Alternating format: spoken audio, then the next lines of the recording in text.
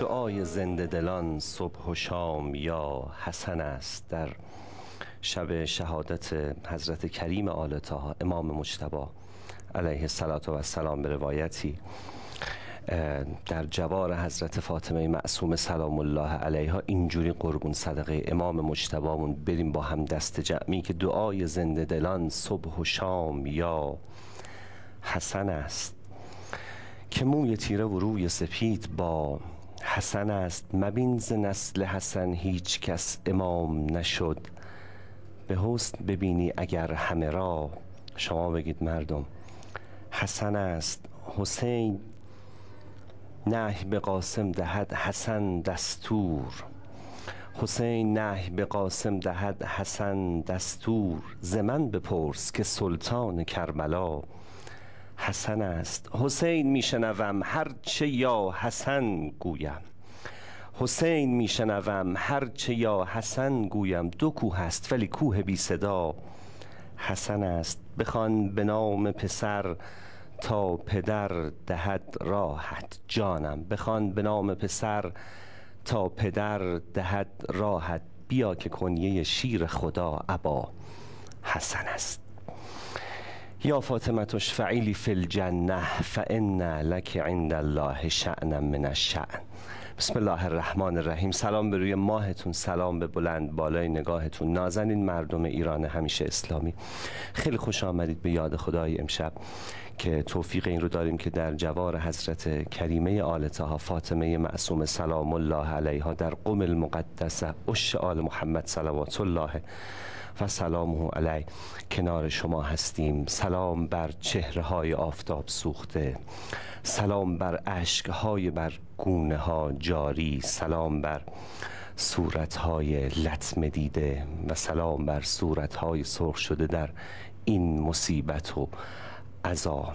عرض ادب بکنیم محضر آقا جانمون امام زمان و عرض تسلیت و تعزیت داشته باشیم خدمت ولی نعمتمون پدرمون آقا جانمون حضرت صاحب الامر یوسف مصر جان، آقا جانمون امام زمان که آجرک الله یا صاحب الزمان فی مصیبت جدک الحسین علیه السلام اعظم الله لک الاجر احسن الله لک العزا. به یاد خدای امشب خیلی خیلی خوش آمدید.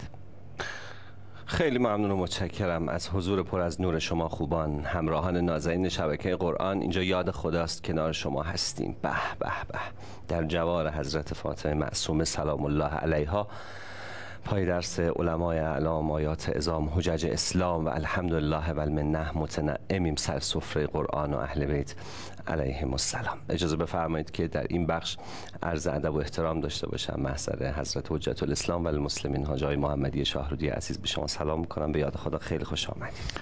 سلام علیکم و رحمت الله. ممنون، متشکر. اعوذ بالله من الشیطان الرجیم. بسم الله الرحمن الرحیم. الحمد لله رب العالمین و صلی الله علی سیدنا محمد و آله الطاهرین. عرض سلام و اراده دارم از محضر دوستان عزیز بیننده و عرض سلامتی، طول عمر، توفیقات روز افزون، عرض قبولی طاعات و عبادات. عرض تعزیه و تسلیت دارم شب شهادت امام مجتبی علیه السلام رو.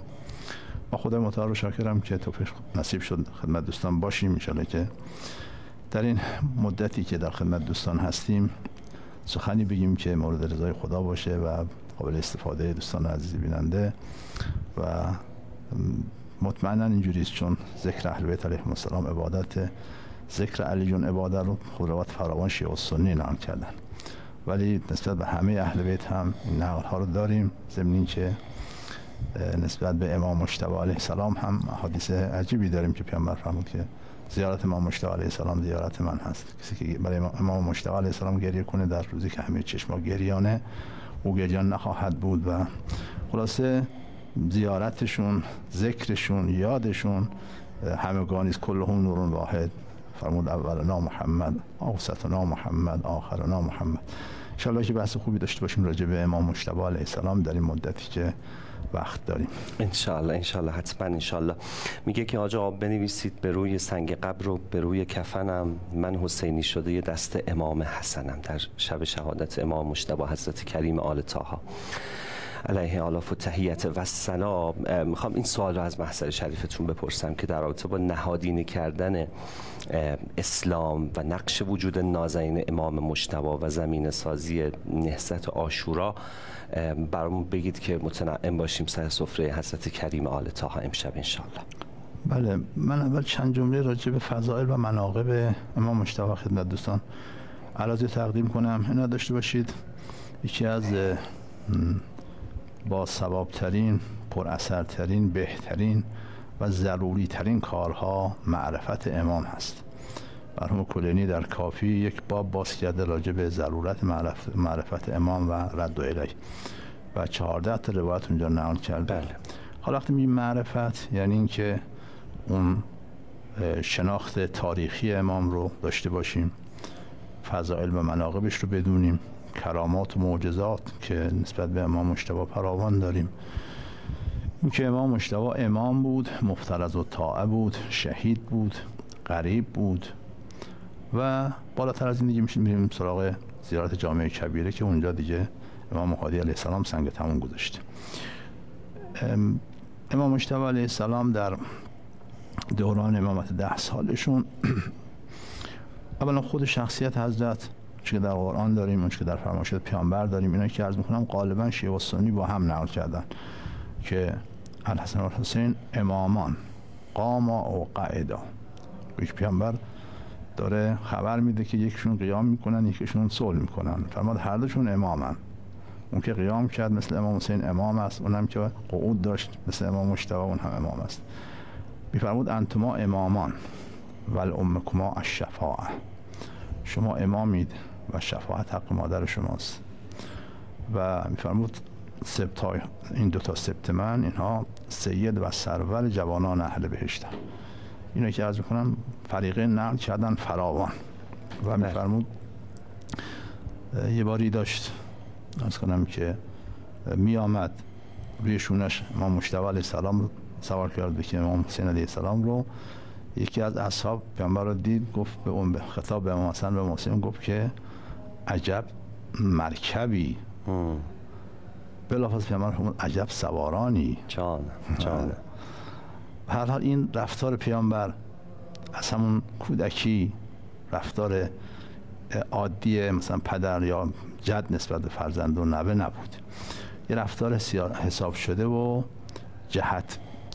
جهتگیری خاصی داشت، جهتگیری سیاسی داشت که اصحاب بدونن که اینها امامن و باید به هر حال ازشون پیروی بکنن.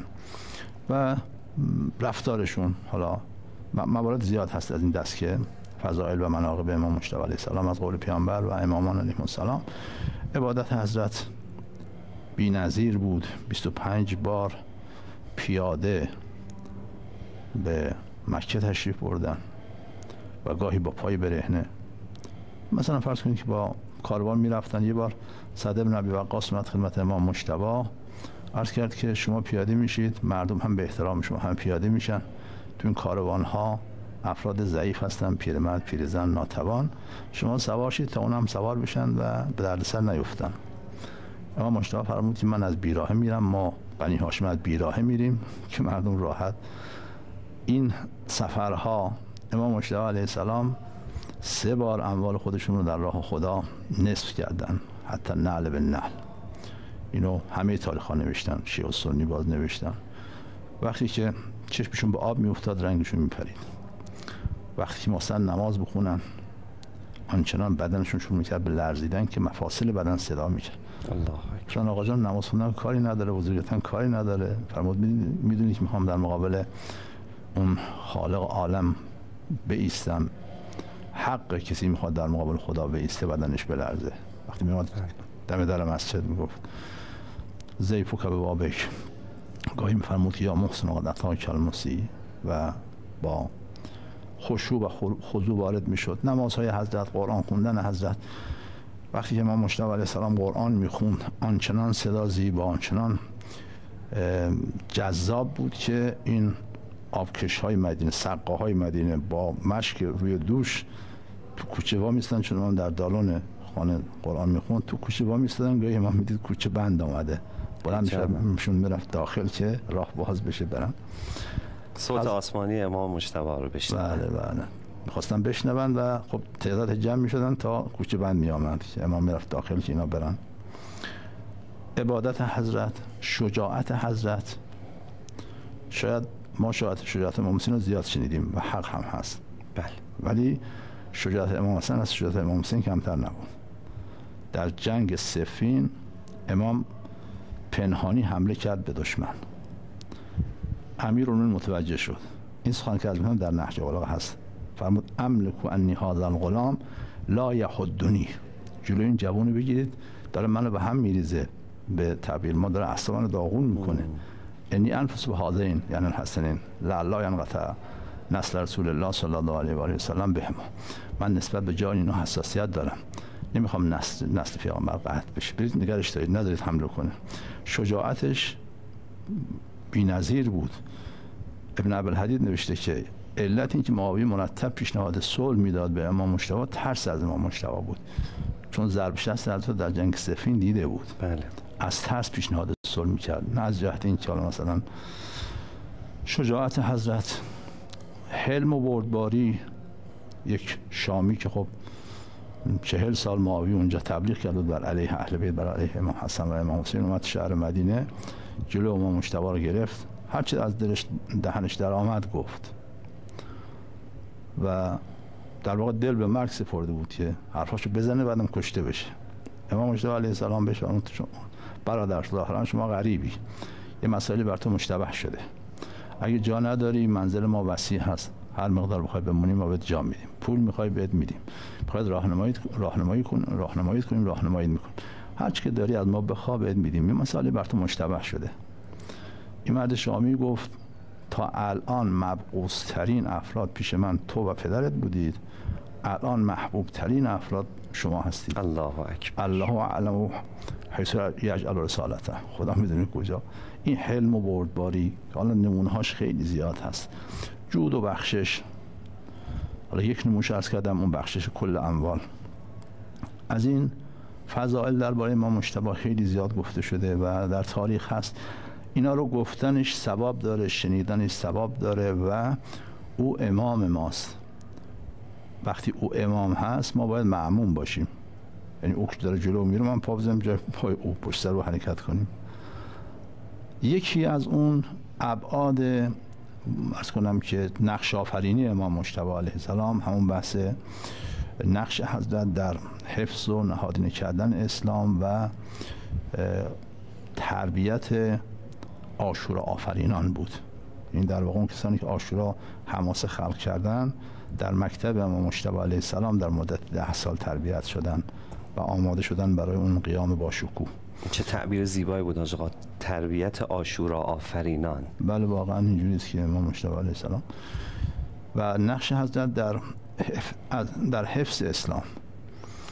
بدون تعارف عرض کنم بنی امیه قصدشون ریشه‌کن کردن اسلام بود، یعنی هدف اصلیشون، حالا ابو سفیان در جلسات خصوصی گفت، معاویه هم در جلسات خصوصیش گفت، اینو اهل سنت نقل کردن، ابن ابوالحدید نقل کرده که زمانی متفق مغیره میگه پدرم هر وقت پیش معاویه اومد داشت تعریف میکرد از جود و بخششش، نمیدونم زرنگش اینها.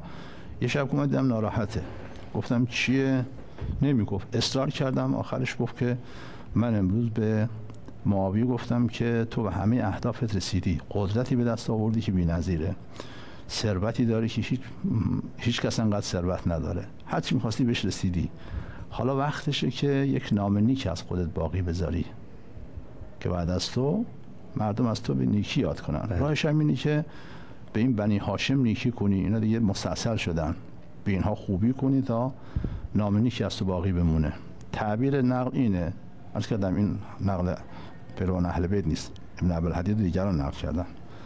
معاویه گفت لا ام لک، ما به فارسی میگیم بی پدر و مادر، چی داریم میگی؟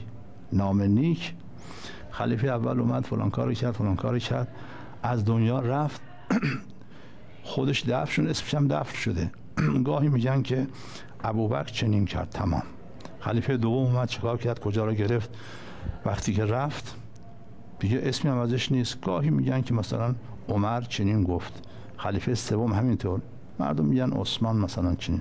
ولی این هاشمی یعنی پیامبر کاری کرده که در هر شبانه روز 5 بار اسمش در بلندترین جاها با عظمت در کنار اسم خدا یاد میشه. مردم میگن اشهد ان لا اله الا الله، دنبالش هم میگن اشهد ان محمد رسول الله. بعد از این چه نامی که باقی میمونه؟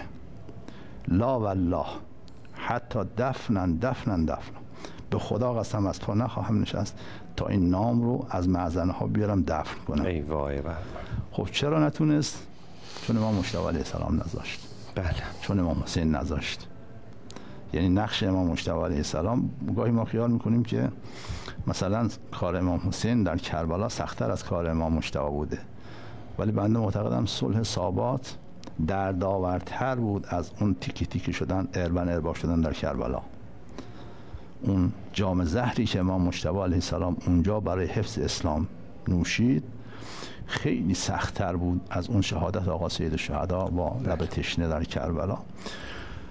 به هر حال اینا نقش آفرینیشون در حفظ اسلام، چون بعد از رحلت پیامبر درست دستایی از درون و از بیرون تصمیم داشتن اسلام رو نابود بکنن.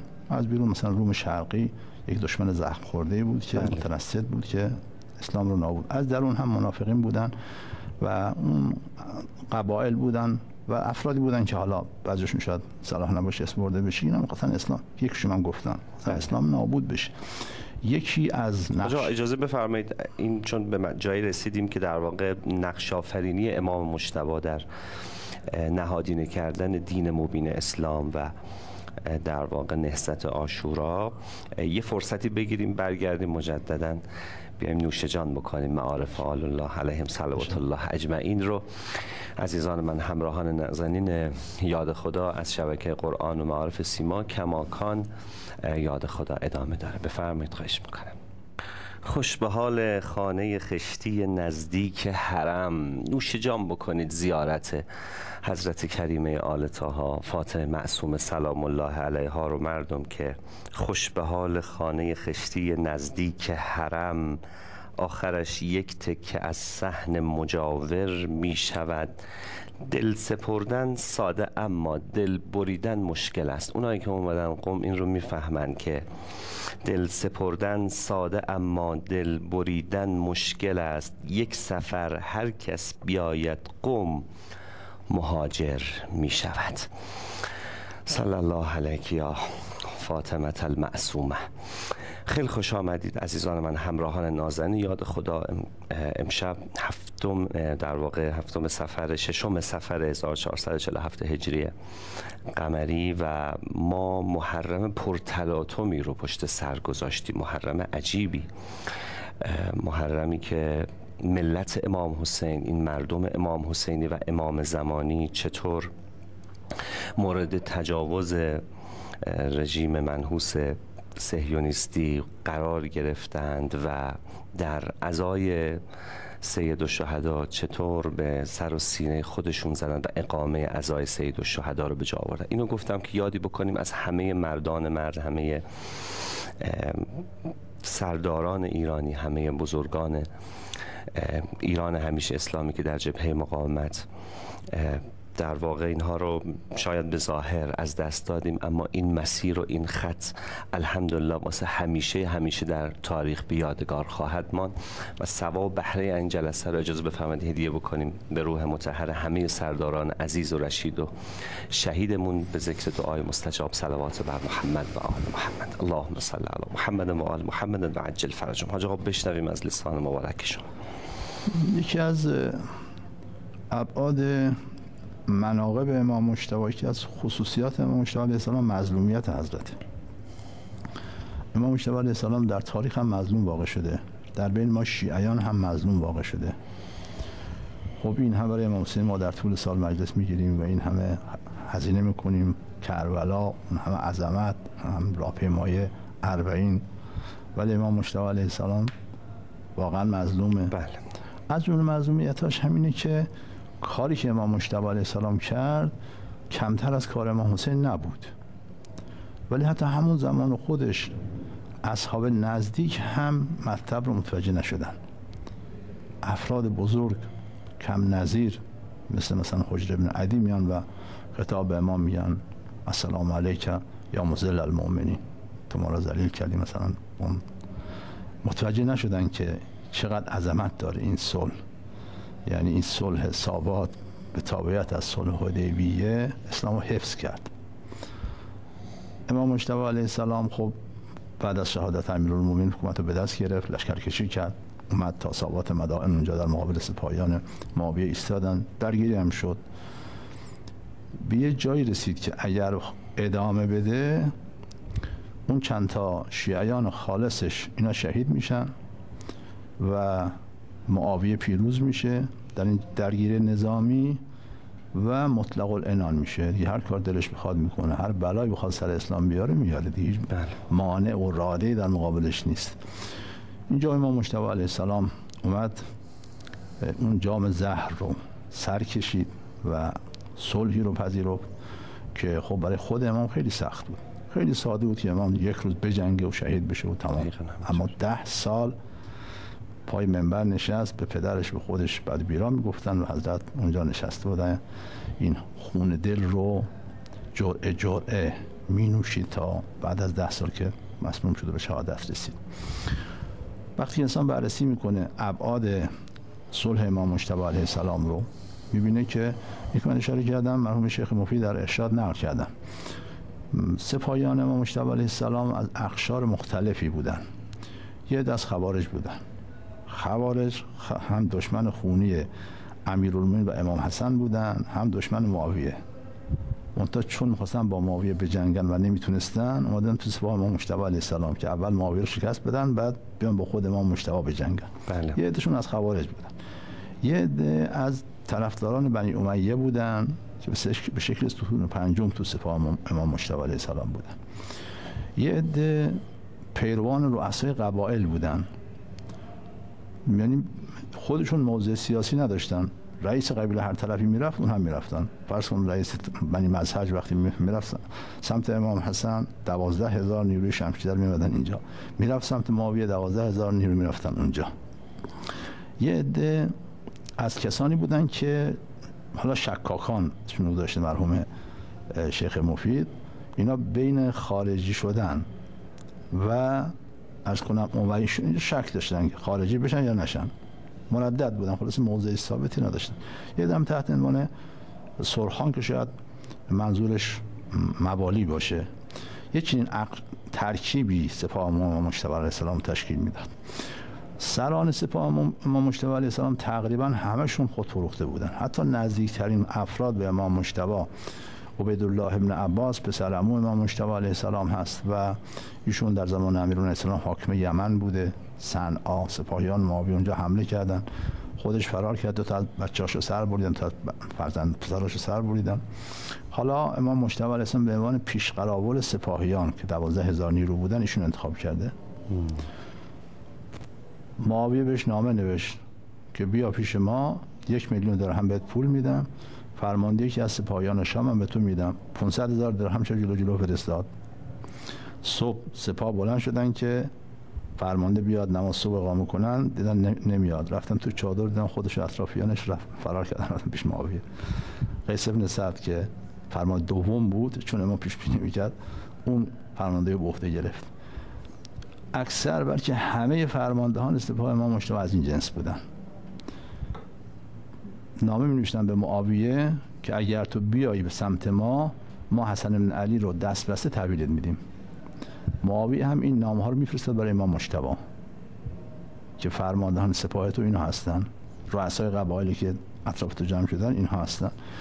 خب اگر امام مجتبی علیه السلام یک درگیری نظامی رو ادامه میداد، شکست میخورد و اسلام نابود میشد. امام مجتبی جبهه جدیدی باز کرد در مقابل معاویه، اون هم جبهه سیاسی بود. به جای اینکه بخواد با این سربازان سست عنصر، توی از سخنرانیاش حضرت می‌فرماید مردم زمانی شما دینتون مقدم بر دنیاتون بود، زمانی که در جنگ صفین در جنگ امروز دنیاتون مقدم بر دینتونه. شام ما رو به کاری فرا میخونه، به امری فرا میخونه که جز ذلت و خواری توش هیچی نیست. اگر حاضرید بجنگید برای خدا، ما قبول نکنیم و رد کنیم که عزت در اینه.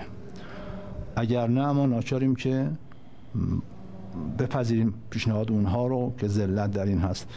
اگر دنیا رو میخواید ما ناچاریم بپذیریم. اینا همه نوشتن که مردم فریاد زدن دنیا دنیا دنیا.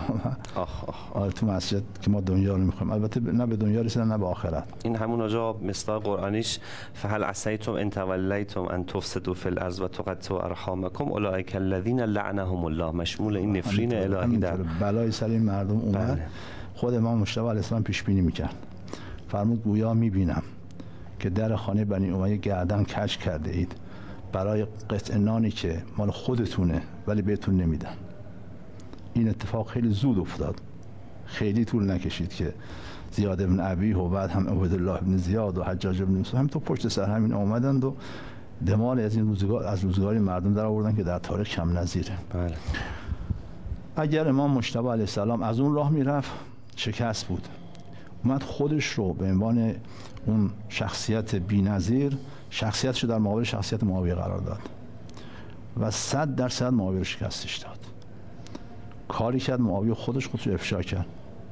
معاویه که میگفتن که اگر خودش میگه اگه من با یک مو بند باشم به کسی نمیذارم قطع بشه، او بکشه من شغل میکنم، او شغل کنه من صاف نگه میذارم که این مو.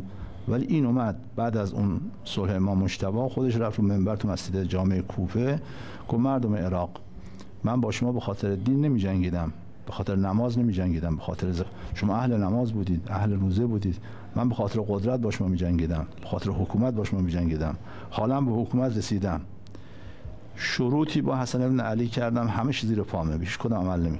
این افشاگری که خودش بر علی خودش کرد این نتیجه اون اقدام بود که امام مجتبی از این به بعد که شما میبینید بنی امیه روز به روز رسواتر میشن. از اینجا شروع شده و این تضعیف بنی امیه آغاز شد. واقعا اینجوری است. من یک اشاره فقط به اون مواد پیمان صلح امام مجتبی داشته باشم و آثارش، حالا اگه ان شاء الله که فرصت اجازه بده. امام مجتبی با دقت موادی رو انتخاب کرده بود که ولی اینکه معاویه اجرا نکنه او به بخش از اهداف خودش برسه. از جمله اینکه معاویه حق نداره خودش امیرالمومنین بدونه. دوم اینکه امام مجتبی پیش معاویه شهادت اقامه نخواهد کرد. سوم اینکه معاویه حق نداره برای خودش جانشین تعیین کنه. کار بعد از معاویه به امام مجتبی محول میشه، اگر امام مجتبی نبود به امام حسین. و مطلب بعدی اینکه حق نداره بر علیه شیعیان یا مسلمان ها معرکه به پا بکنه، اذیت ایجاد کنه. اینا رو امام مجتبی بعداً پیگیری میکرد. زیاد بن ابی که از شیعیان رو تعقیب میکرد بهش گفت ما این بند پیمان نامه ماست که کارو نکنید. که اینم یکی از اون مفاد پیمان نامه بود که معاویه حق نداره که بخواد شیعیان رو تحت تعقیب قرار بده یا اذیت بکنه اینها. و بعد هم فرمود که اون آقا فقط زمان اون خیلی محدود، کمتر از 1 دقیقه. خب اگه اینجور باشه پس من بقیه اینو نمیگم. اما آثار و پیامدهای این صلح: یک، حفظ اسلام، واقعا حفظ اسلام. دو، تربیت عاشور آفرینان و آماده سازی برای قیام امام حسین علیه السلام. سه، حفظ دشمن، حفظ اسلام از اون دشمن زخم خورده خارجی که روم شرقی باشه. و چهار، سنتی رو امام مجتبی علیه السلام به تابعیت از جدش باقی گذاشت که ما در دفاع مقدس خودمون اگر این صلح امام مجتبی نبود کار برای امام خیلی سخت بود. پذیرش اون قطعنامه خیلی سخت. بله. ولی خب وقتی که پیغمبر اون کارو کرده، امام مجتبی این کارو کرده، این یک سنت شد برای ما. و حفظ جان معدود شیعیان و اهل بیتش که اینها اگر جنگ ادامه پیدا می‌کرد همه شهید می‌شدن، هیچ فایده هم نداشت. معاویه اعلام عزای عمومی کرد، خودش هم پرنسیا می‌پوشید، چند نفر از مخالفین خودش هم اعدام می‌کرد، گفت اینا فرزند پیغمبر خدا رو کشتن، ما هم قصاصشون کردیم. و هیچ نتیجه نداشت. البته حالا بس اینجا فقط دوستان میتونن مراجعه بکنن این کتاب صلح الحسن که ما رهبر معظم انقلاب ترجمه کردن. ما هم کتاب داریم تحت عنوان امام حسن علیه السلام مظلوم تاریخ. البته این کتاب مال 45 سال پیشه ولی خب هنوزم میشه خوندش. ان شاء الله رزقمون بشه تورق بکنیم. خیلی ممنون و متشکرم حاج از شما. ما با صحتتون دعا میکنیم. آقا بخیر باشید. الهی که عزیز باشید ان شاء الله. بعید العهد نباشیم ان شاء الله. فرصت دیگه بتونیم خدمت شما باشیم، بحث رو به انتها برسونیم. ممنونم، متشکرم از شما. خیلی ممنونم ناظرین مردم ایران همیشه اسلامی. الهی قربونتون برم که الحمدلله با پای دل مشرف شدید به صحن سرای حضرت فاطمه معصومه سلام الله علیها در شب شهادت امام مجتبی علیه السلام. این بگم مسک الختام ماجرا یاد خدای امشبمون باشه که میروم مشهد خیابانها شلوغ، میروم قم شبستانها شلوغ، کربلا هم کل ایوانها شلوغ، در مسیرش هم بیابانها شلوغ. هیچ کس مثل تو بی زوار نیست، با کریمان کارها دشوار نیست.